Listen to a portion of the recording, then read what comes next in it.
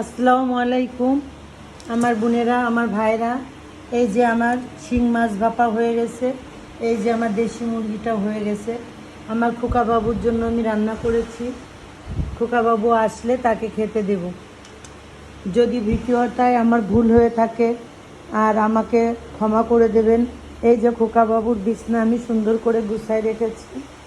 আমার খোকা বাবু আসবে, এই জন্য আমি গুছাই রাখছি তার জন্য। আর যদি আমার কথায় ভুল হয়ে থাকে ক্ষমা করবেন। লাইক কমেন্ট শেয়ার অবশ্যই করবেন, ভালোবাসা দিবেন। আমরা ভালোবাসার কাঙ্গাল। যে ভালোবাসা দেয়, একবার যে ভালোবাসা দেয় তার জন্য জীবনও দিয়ে দিতে পারি। আমাকে ক্ষমা করে দেবেন যদি ভুল হয়ে থাকে।